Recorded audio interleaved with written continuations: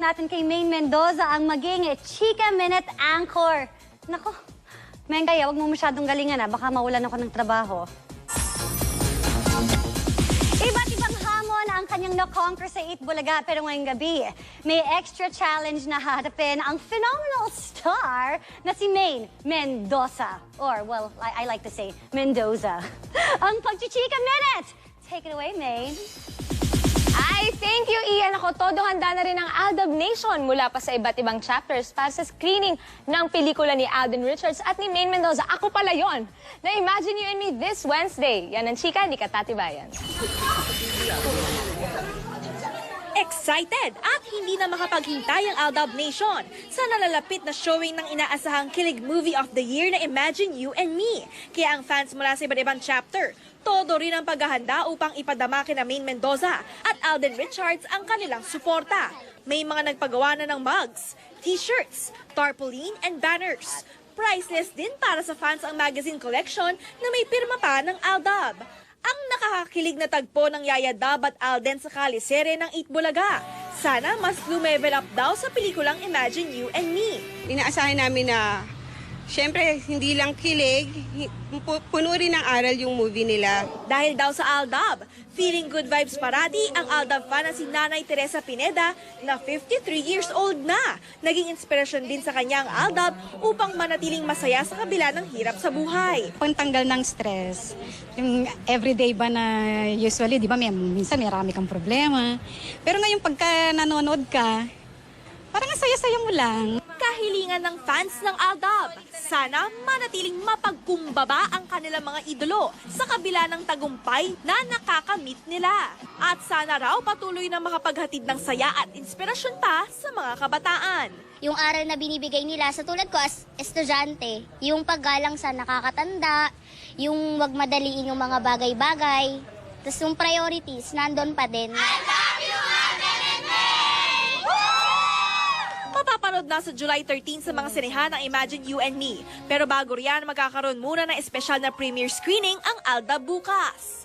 Katatibayan, updated sa Showbiz Happenings.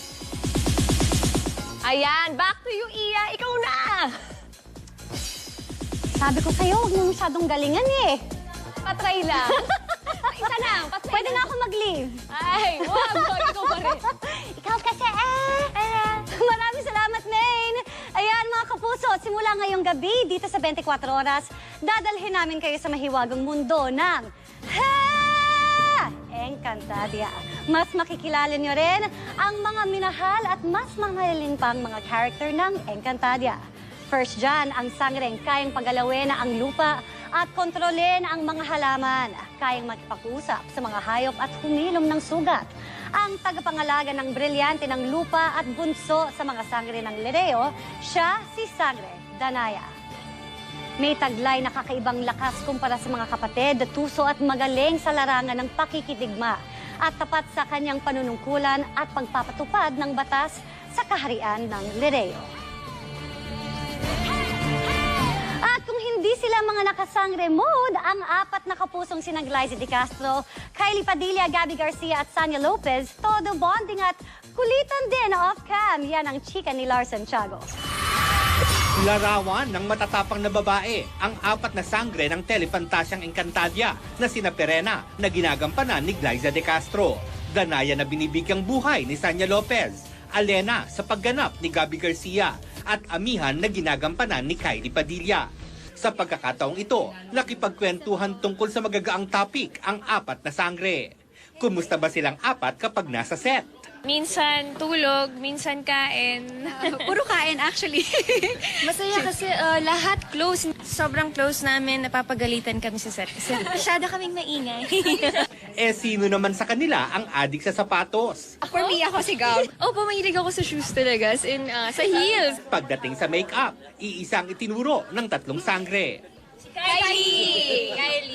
Siya ang Kylie Jenner namin. Wow! Kinig mo sa make-up? Oo, matagal na yun. Ngayon, pinipigilan ko ng bumili ng makeup. Pero sa set ako nagme-makeup sa sarili ko. At ang pinaka-ma-emote? Ako yata. Si Ate Lai. Hindi sa nag-internalize siya talaga. Oh, hindi mo siya makakausap kapag talagang nag-internal siya. Pag in the zone siya, pag in the zone. Hindi raw madaling gampanan ang kanilang papel bilang mga sangre. Sa akin kasi, personally, very complex yung character ni Perene. One moment, mabait siya. One moment, galit ka agad siya. So, parang lahat ng emotions dadaanan mo. Ako naman masyado kasi ako masayahin. So, pag dumating yung, okay, actors in, kailangan iset ko na yung mind ko, kailangan matapang ako. Ako naman si Alena, masyado siyang malambot. So, talagang pagka naiiyak siya, ilalabas niya talaga lahat ng luha niya. Sobrang lambot ni Alena, tapos si Danaya naman sobrang tapang. So, binabalanse ko yon. So, hindi ako pwedeng bumigay din sa emosyon ni Amihan. Kailangan niyang balansehin lahat. At medyo mahirap yun, Lars Santiago, updated sa showbiz happenings. Susunod, ang panguhuli ng mga Pokemon, posible na. Wala na pong galawan dahil ilang sandali na lang. Makakasama na natin sa studio ang Aldab. Live po yan, live. Pa-baby wave naman dyan. Yes! Tuloy ang pagtutok natin dito sa nagniningning na 24 oras. Natin Juni, ang Aldab dito muna sa studio magpapakilig. Ang live na chikahan dito lang sa 24 oras.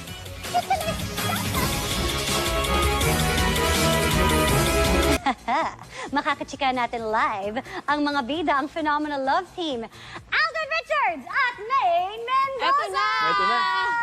Live na live! Ang likod eh. They're here Yes, in the flesh! in the flesh, like Totoo photo, na hindi ito. photo tape. Hindi to hologram. Baka isipin Hindi na tayo nagkukunwari. Tsaka- Teka lang, Alden. Anong masasabi mo? Hindi ka ba napaproud sa pagchichika ni Maine kanina? Galing nga yan, kanina, nung nirehearse Kasi niya, ako one hindi take ako lang. natutuwa. One take, ha? Bakit? Hindi ako natutuwa. Baka wala na ako mabalikan eh. Hindi. Nasanay din kasi siya siguro everyday sa Eat Sa Bulaga. Bulaga. Ang hosting. galing. Masyadong natural Sponge na eh. Sponge. Ay, kinikilig ka rin naman sa mga sinasabi ni Alden. Sponge. Ikaw ba, Alden, meron ka bang mga bagay na dream mo pang gawin na hindi mo pa nagagawa? Well, marami pa. Well, of course, in terms of career-wise and Okay. personal. Siguro sa personal, siguro yung travel the world With... with Wait, alone. Ay, grabe ka naman. alone. Hindi kasi, wala. Okay, so ikaw travel. Okay, ikaw naman, Ganun May. din. Ay, perfect! Ay, kaya kami talaga kayong dalawa. Ready na nga po nung... Kami na lang yung magkasama. Ayun nga Ayun na eh. nga. Ayun na nga. Wala kasi... Ay, si Tita Ay, Tita Mel. Mel. Ay, Tita Mel. Ay, si Tita Mel. May phone-in question tayo. Pwede? Tatanong ko. Yes, Tita Mel, go ahead. Ikaw ba may nagpapaligaw pa? Ay, kung nagpapaligaw na O meron bang lumiligaw sa'yo? Iba? Ay, iba po? Iba po, wala po. Wala, Tita Mel. Wala. Wala, Lumiligaw? Tita Wala Mel. po. Promise? Wala pong iba. Bakit? Magagalit ka ba kung meron Magagalit lumiligaw ka ba, sa'yo? Iba? Alden? Ay, siyempre, Tita Mel, alam niyo naman, hindi pwede yung Alden, ganun, inaan mo hindi- na baka marinig nila. Oo nga, Hindi ba't po kasi kayo kasi pwede nagbubulang? mga ganun, Tita Mel. Naririnig niyo ba? Baka marinig Dito yung pa ako siya. eh, dito pa ako. Andyan ka pa? Magagalit din siya. Ay, Pagka hindi. ikaw naman ang nanligaw sa iba. Hindi. Naku, patay tayo dyan. Last question ko. Okay, go ahead, Tita. Bakit pag nagtingin ng kayong dalawa, para bang pag tinignan mo pagkakagdagandang babae, pag ikaw naman nakatingin sa kanya, parang pagkagwapo-gwapong lalaki. Yung may totohanan o arte lang. Ay, Ay, hindi po napepeke yung hindi po tingin napipeke eh. yung tingin, Tita Mel. Hindi. Talagang, So kung ano pa yung ang nakikita tingin mo niya. sa kanya, talagang yung pag nagtitwinkle-twinkle lang mata Siya mo, lang. talagang totoong-totoo. Tagos sa kaluluwa, Tita Mel. Tago sa kaluluwa. Sa buong maro. Sa Bon Maro. Sa buong maro. Bulan Maro.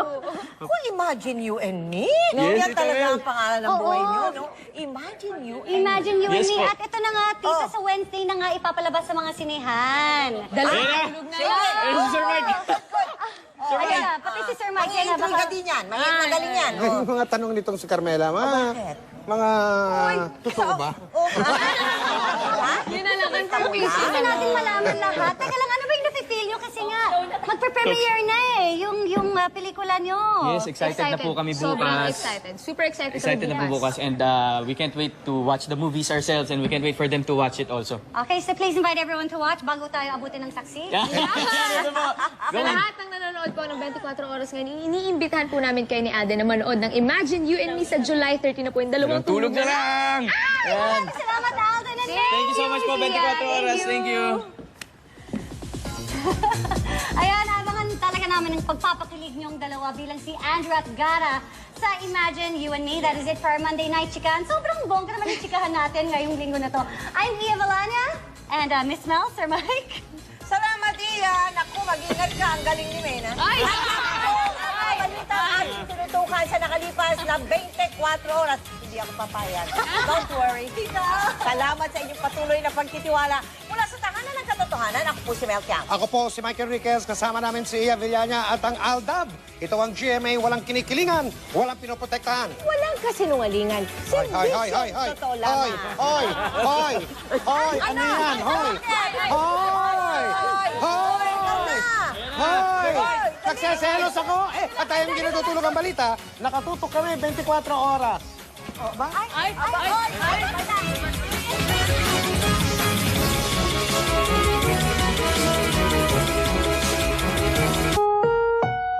Ang